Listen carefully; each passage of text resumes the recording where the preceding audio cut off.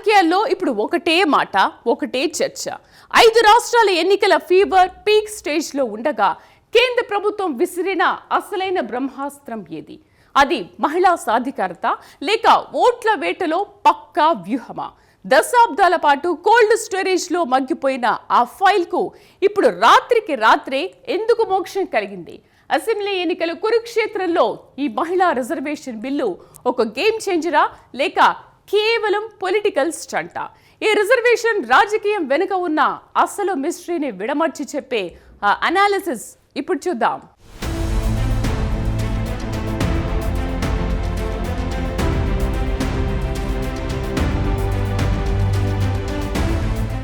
దేశవ్యాప్తంగా 4 రాష్ట్రాలు, ఒక కేంద్రపాలిత ప్రాంతంలో ఎన్నికల ఫీవర్ పీక్ స్టేజ్కి చేరుకున్న తరుణంలో రాజకీయ చదరంగంలో కేంద్ర ప్రభుత్వం విసిరిన సరికొత్త పాశుపతాస్త్రం మహిళా రిజర్వేషన్ బిల్లు.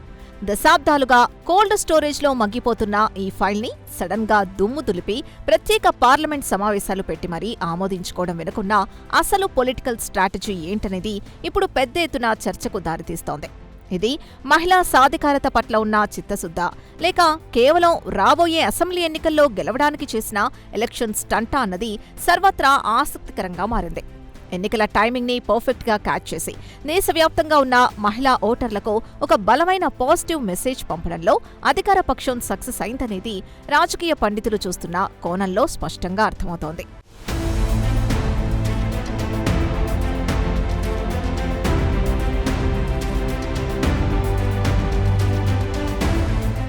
అయితే తెరపై కనిపిస్తున్న ఈ అద్భుతమైన సీన్ వెనుక అనేక లాజిక్స్ దాగున్నాయి.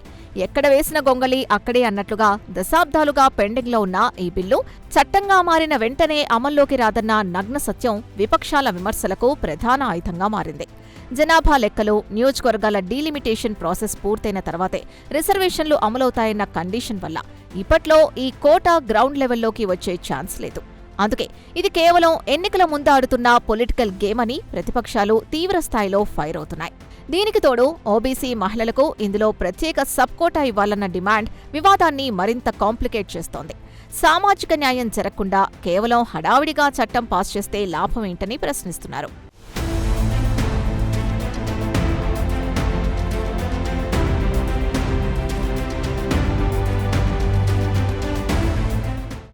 ఈ మొత్తం ఎపిసోడ్లో అన్ని పార్టీల టార్గెట్ ఒకటే. అదే సైలెంట్ గా ఉంటూ ఎలక్షన్ రిజల్ట్స్ ను తారుమారు చేసే పవరున్న విమెన్ ఓట్ బ్యాంక్. ఒకప్పుడు కులాలు, మతాలు లేదా ప్రాంతాల వారీగా ఓట్లడిగే ట్రెండ్ ఉండేది. కానీ ఇప్పుడు మహిళా ఓటర్లు ఒక నిర్ణయాత్మకమైన పవర్ఫుల్ ఫోర్స్గా ఎదగడంతో వారిని ఆకట్టుకోవడమే ప్రధాన ఎజెండాగా మారింది. ఒకవైపు అన్ని వర్గాల మహిళలకు రాజకీయాల్లో తగిన ప్రాతినిధ్యం కల్పించాలనేది పైకి చెబుతున్న ఆదర్శమైన మాట. అయినప్పటికీ అంతర్గతంగా మాత్రం వారి ఓట్లను గంపగుత్తగా తమ అకౌంట్లో వేసుకోవడానికి అధికార పార్టీ పావులు కదుపుతోందని పొలిటికల్ ఎనలిస్టులు విశ్లేషిస్తున్నారు. మహిళా రిజర్వేషన్లపై తమకే పేటెంట్ హక్కు ఉందంటే తమకే ఉందని కాంగ్రెస్, బీజేపీతో సహా ప్రాంతీయ పార్టీలు సైతం క్రెడిట్ వారికి దిగడం నేటి రాజకీయాల్లో చోటు చేసుకున్న పక్కా కమర్షియల్ యాంగిల్ని కళ్లకు కడుతోంది.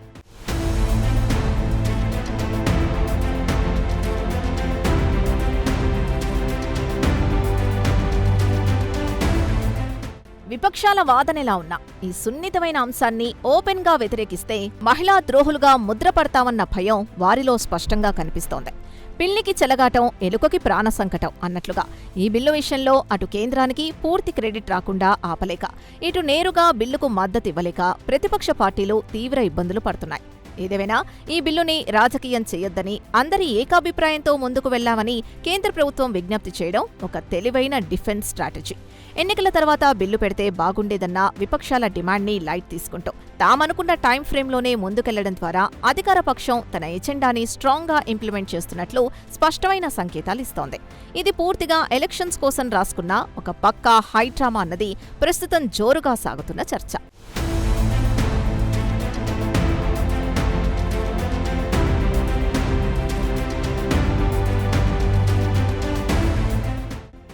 ఇక ప్రాక్టికల్ గా గ్రౌండ్ లెవెల్లో ఆలోచిస్తే రాబోయే రోజుల్లో అన్ని పార్టీలకు ఒక అతిపెద్ద ఛాలెంజ్ ఎదురుకాబోతోంది. చట్ట ప్రకారం 33% సీట్లు మహిళలకు కేటాయించాల్సి వస్తాయి. దశాబ్దాలుగా పాతుకుపోయిన సీనియర్ మేల్ లీడర్ల పరిస్థితేంటి? వారి స్థానాల్లో గెలుపు గుర్రాల్లాంటి సమర్థులైన మహిళా క్యాండిడేట్లను వెతికి పట్టుకోవడం అనేది ఏ పార్టీకి అంత ఈజీ టాస్క్ కాదు. టికెట్లు దక్కని అసంతృప్తులు రెబల్స్గా మారితే ఇంటర్నల్ ఈక్వేషన్స్ భారీగా డ్యామేజ్ అయ్యే రిస్క్ ఉంది. చట్టం చేయడం ఒక ఎత్తైతే దానికి అనుగుణంగా సరైన నాయకత్వాన్ని ఎంకరేజ్ చేయడం మరొకెత్తు. ఇప్పటికే రాజకీయ వ్యవస్థలో పురుషాధిక్యతే డామినేట్ చేస్తున్న నేపథ్యంలో మహిళలకు నిజమైన పవర్ ట్రాన్స్ఫర్ జరుగుతుందా, లేక కేవలం డమ్మీ క్యాండిడేట్లను నిలబెట్టి మళ్లీ తెర వెనుక నుంచి వారే చక్రం తిప్పుతారా అన్నది పెద్ద క్వశ్చన్.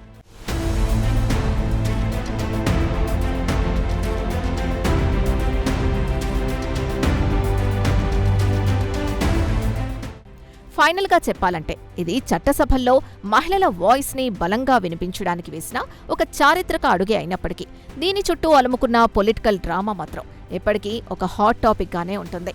ప్రత్యర్థి పార్టీలు ఎన్ని విమర్శలు చేసినా ఇది ప్రజాస్వామ్యంలో ఒక కీలకమైన ముందడుగు అని ఖచ్చితంగా ఒప్పుకోక తప్పదు. అయితే కేవలం ఓట్ల కోసం రాత్రికి రాత్రే తీసుకునే ఇలాంటి వ్యూహాత్మక నిర్ణయాలు సామాన్యుల జీవితాల్లో ఏ మేరకు పాజిటివ్ ఇంపాక్ట్ చూపిస్తాయన్నది భవిష్యత్తే నిర్ణయించాలి. మహిళా సాధికారత అనేది కేవలం చట్టాలకే పరిమితం కాకుండా వారి ఆర్థిక, సామాజిక ఎదుగుదలకు తోడ్పడినప్పుడే ఈ కోటాకు ఒక సార్థకత చేకూరుతుంది. ఎలక్షన్స్ రాగానే ఆగమేఘాల మీద చట్టాలు చేయడం కాకుండా వాస్తవిక దృక్పథంతో సమస్యల్ని పరిష్కరిస్తే బాగుంటుందనే డిమాండ్ ఇప్పుడు సివిల్ సొసైటీలో ఒక ప్రధాన చర్చనీయాంశం.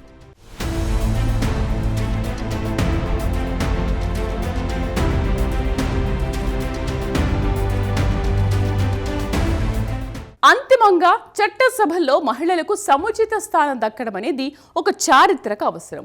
కానీ ఆ అడుగు కేవలం ఓట్ల కోసం వేసిన రాజకీయ ఎత్తుగడగా మిగిలిపోకూడదు. మహిళా సాధికారత అనేది కేవలం కాగితాల మీద చట్టంలా కాకుండా సామాన్యురాలి జీవితంలో నిజమైన మార్పు తెచ్చినప్పుడే ఆ రిజర్వేషన్లకు అసలైన గౌరవం దక్కుతుంది. మరి ఈ పొలిటికల్ డ్రామాలో గెలిచేది మహిళా శక్తియా లేక రాజకీయ యుక్తియా అనేది కాలమే సమాధానం చెప్పాలి.